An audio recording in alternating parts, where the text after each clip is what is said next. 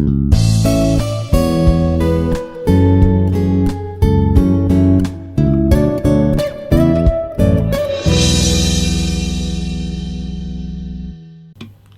morning all. This is Dr. G.V.R. Seshagiri, Professor in the Department of Mechanical Engineering, Institute of Aeronautical Engineering, Hyderabad. Today, I want to discuss about design of connecting rod.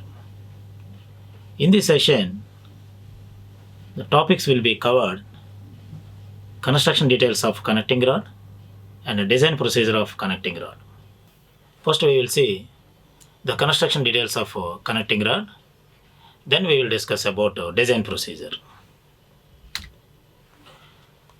Coming to the connecting rod introduction, a connecting rod is a I.C engine components that is transfers motion from the piston to the crankshaft.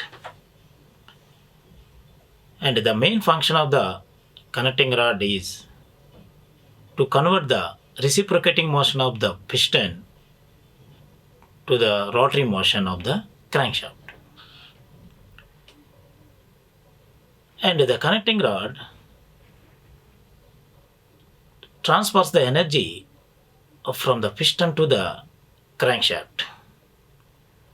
So with the help of the piston fin, also called as the gudgeon fin or wrist fin. So what are the main components of connecting rod? We will see in next slide. As shown in figure, the construction details of connecting rod. It has three major components. One is small end bearing. This is a small end bearing, and this portion is called as a shank, and this one is a big end bearing. The big end bearing has one bearing cap. So this bearing cap placed with the bolts, and the connecting rod, the shank section is high section. So generally, high section is preferable for connecting rod. Why? Because due to its lightness, and it will be minimize the inertia forces, and also withstand the high loads. So that's why mostly widely used section is I section.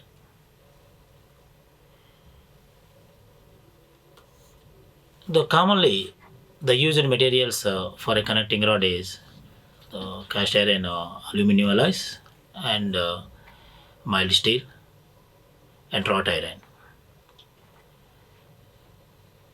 So the connecting rod is designed to withstand the dynamic stresses. So that's why while designing connecting rod, the material properties also very important.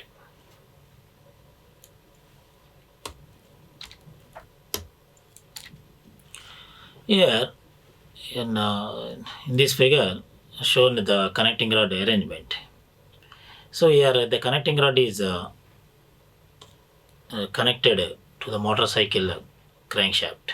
So here see the big end is connected to the crankshaft, and this one is a small end bearing. It will be connected to the piston. So with the help of piston pin.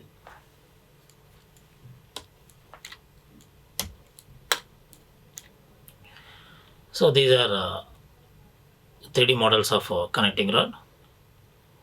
So in this all components of connecting rod shown here.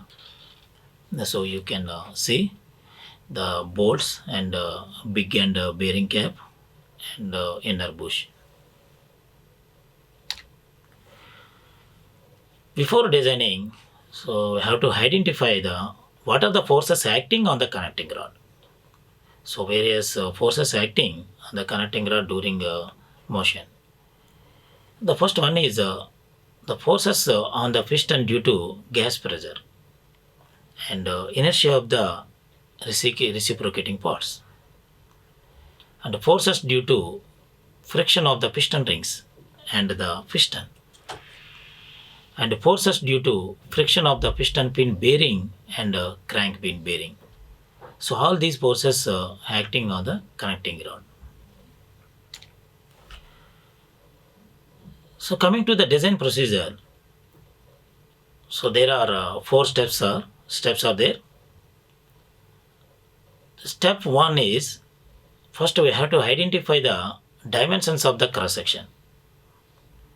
So whatever you take a cross section, it may be I section or in some cases H section. First you find out the dimensions of the cross section, and then find out, second step is dimensions of the crank pin at the big end and the small end. So what is the length of the crank pin and the diameter of the crank pin? And similarly, at the small end, bearing length and the diameter of the small end bearing. The next one is size of bolts for securing the big end cap. So what is the diameter of the bolt? Have to find out. And the fourth one is the thickness of big end cap. So first we will see the dimensions of the cross section. So how to calculate the dimensions of cross section? Here take an I section. So in this, see, this is capital B is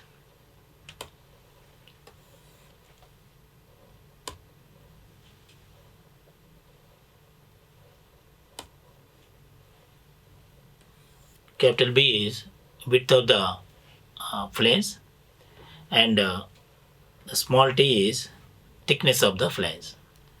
This portion is called as web. So the thickness of the web also represented with the t, and this one is depth of the cross section. So that is 5t, h is equal to. So first find the small t, the thickness of flange. Then you will get the depth and width of the cross section. For calculating the t, so you have to take a buckling load. So the buckling load, the formula is available in the data book, and I will explain in next slide. In this, Ixx is equal to Iyy. This is the buckling action about x-axis is 4 times of the buckling action about y-axis. That is, the Ixx and Iyy are here the moment of inertia about x-axis and moment of inertia about y-axis. So take this ratio, Ixx by Iyy is equal to 4. So after that, find out the radius of gyration of cross section, k. So that is kxx is equal to square root of I by a. So I is here moment of inertia about x, and area is cross section area. So how to calculate this area, I will explain.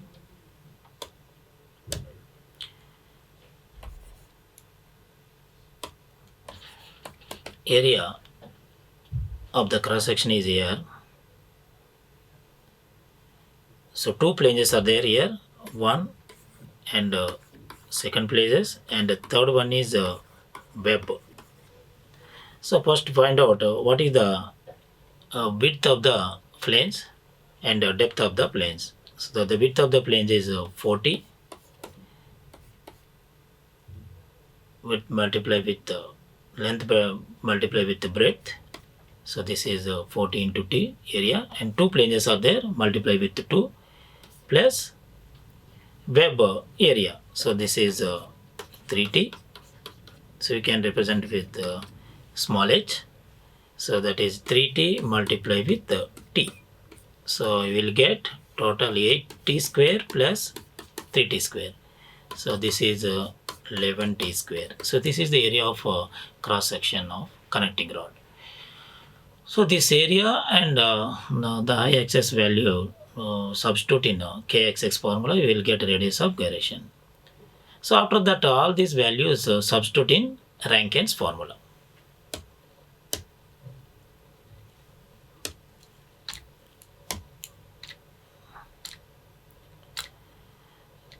So here the connecting rod is considered like both ends hinged for buckling about x-axis and both ends fixed for buckling about y-axis. The connecting rod should be equally strong in buckling about both the axes. So here use Rankine's formula. So this formula you can take from design data handbook. So the buckling load about x-axis here shown in that equation. So this is a sigma c into a. This is a compressive stress and capital A is area what we have calculated in a previous slide, and small a is the Rankine's constant. So this value depends upon material. So this Rankine constant you can take from a design data handbook. And L by kxx is slenderness ratio. Here L is the length of the connecting rod and kxx is radius of gyration. So here in this formula same the sigma j, but here in place of L the small l is there, that is so actually here the both ends are fixed. So that is connecting rod the considered as a column. So that's why the capital L is equal to small l you can take. So that is the length of the connecting rod. Length of the connecting rod represented with L. So similarly,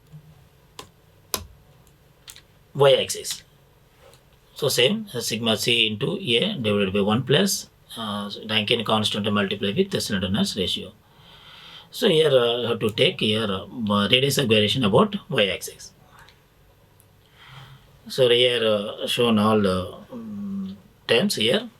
Cross-sectional area of the connecting rod and the length of the connecting rod and sigma c the compressive yield stress.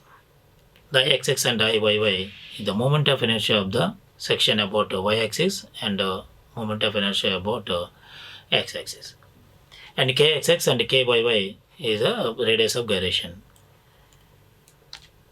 So here shown in tabular form Rankine's constant values.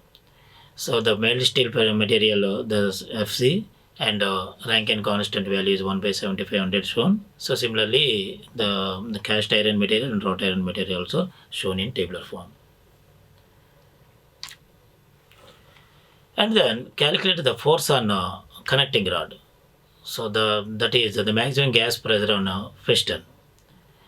This force equal to the buckling load. So that is the buckling load is equal to force on connecting rod multiplied with the factor of safety. You will get the buckling load the value. So in that find out small t value. So how to find the small t value I will explain in next module numerical problem. So I have taken here references I.C Jindal and Mahadevan data book. Thank you.